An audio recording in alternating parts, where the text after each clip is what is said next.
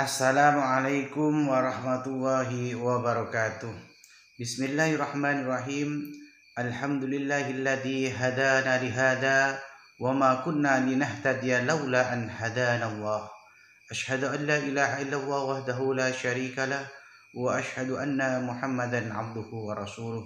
Allahumma shalli wa sallim wa barik ala sayyidina Muhammad wa ala alihi wa sahbihi ajma'in. Rabbi shrah li sadri wa yassir li amri wahlul 'uqdatam min lisani yafqahu qawli.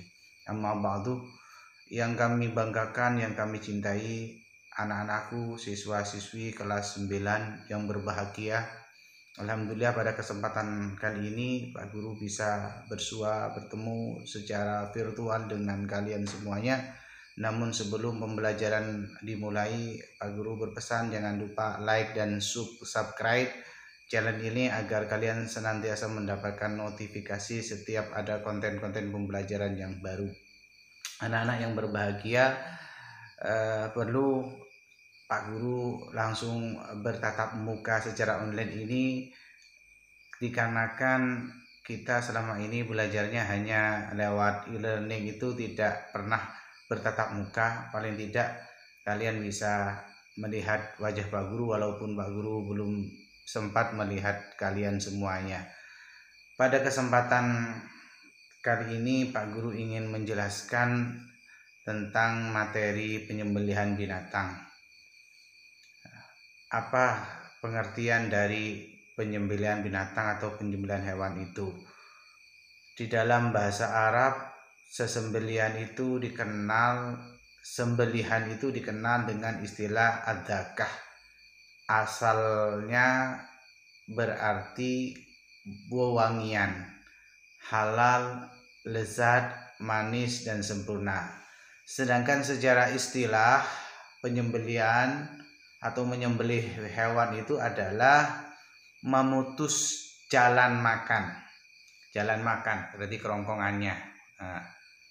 Kemudian jalan nafas. Di dalam kerongkongannya juga ada jalan nafas, ini yang diputus.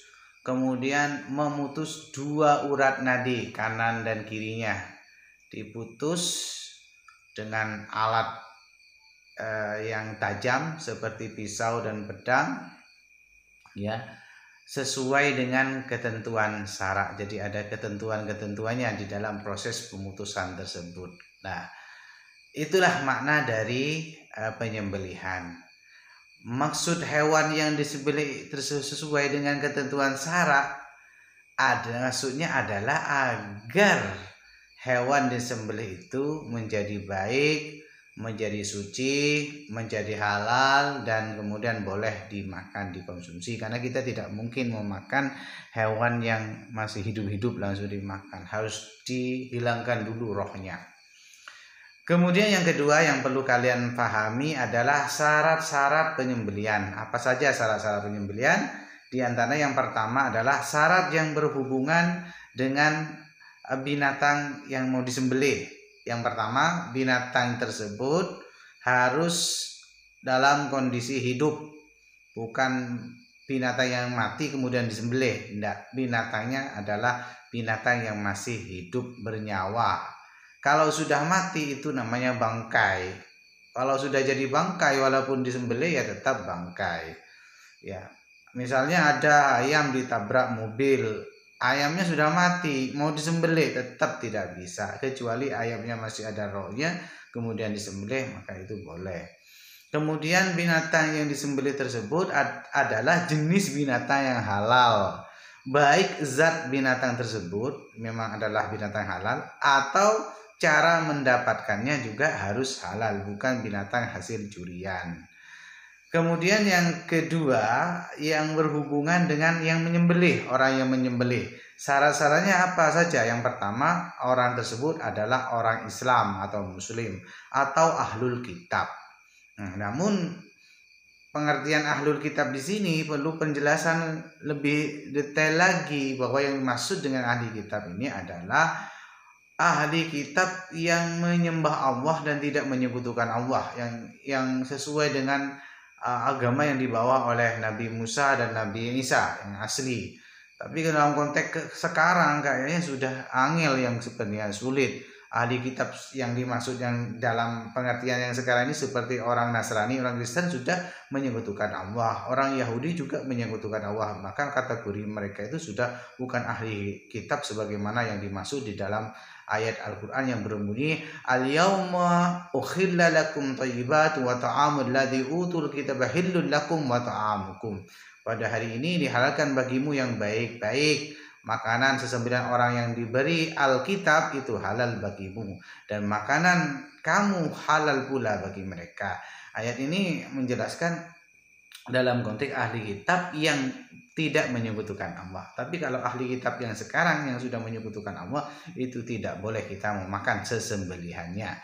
Kemudian syarat yang kedua, berakal sehat. Jadi orang yang menyembelih adalah orang yang masih genap otaknya masih normal, nyambung. Ya, kalau sudah gila itu tidak boleh. Kemudian mumayyiz, artinya mumayyiz tersebut adalah dia sudah bisa membedakan yang baik dan yang buruk. Ya, yang benar dan salah. Kalau dia masih belum paham yang antara yang baik dan buruk, menyembelih binatang, sesembelihannya tidak boleh dimakan, artinya tidak sah.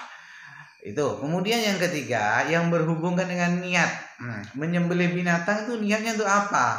Apa niatnya untuk supaya halal dimakan, kemudian kita setelah disembelih kita makan, atau niatnya untuk selamatan, untuk hal-hal yang sedekah dan yang baik itu apa seperti, atau untuk yang lain. Tapi kalau niatnya adalah untuk hal-hal yang lain, misalnya menyembelih untuk dijadikan sesaji, menyembelih selain untuk mencari keridhaan Allah, itu tidak diperbolehkan sebagaimana yang ditegaskan di dalam Al-Qur'an. A'udzubillahi minasyaitonirrajim. Hurrimat 'alaikumul maitatu wa damu wa lahmul khinziri wa ma ukhilla li ghairillahi bih. Diharamkan bagimu memakan bangkai, daging darah, daging babi, daging hewan yang disembelih atas nama selain Allah. Jadi kalau disembelihnya itu tidak karena Allah, tidak menyebut asma Allah, sebagian ulama berpendapat maka sesembelihan yang tidak disebutkan asma Allah atau tidak diperuntukkan untuk mencari keridhaan Allah itu tidak boleh dimakan. Ya, jadi kita disuruh memakan hewan yang disembelih dengan menyebut asma Allah dan digunakan untuk hal-hal yang tidak membawa kepada kesirikan atau kepada hal-hal selain hal-hal yang lain yang di luar keridhaan Allah. Kita oleh Allah diperintahkan faqulu mimma dzukirusmullahi alaihi in kuntum bi ayatihi mu'minin. Maka makanlah binatang-binatang yang halal yang disebut nama Allah ketika menyembelih. Ya, jika kamu beriman kepada ayat-ayatnya. Kemudian syarat yang ketiga adalah syarat alat menyembelih. Ya, jadi ini ada syaratnya juga. Alat yang menyembelih ini bagaimana? Nah, alat yang bisa digunakan untuk menyembelih adalah alat yang tajam yang terbuat dari besi itu. Ya, yang dapat memutus tenggorokan, memutus urat nadi. Tidak diperkenankan menggunakan tulang dan menggunakan kuku. Ini tidak boleh. Jadi pakai kuku atau pakai tulang, ya itu tidak boleh.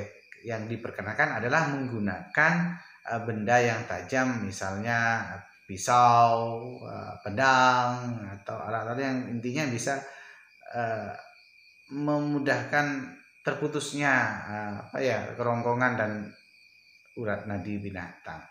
Ya, sehingga proses penyembelihannya menjadi cepat, tidak ada unsur penyiksaan. Demikian anak-anak materi tentang penyembelihan ini. Kita lanjut pada sesi yang kedua, yaitu tentang adab dan tata cara penyembelihan. Terima kasih. Assalamualaikum warahmatullahi wabarakatuh.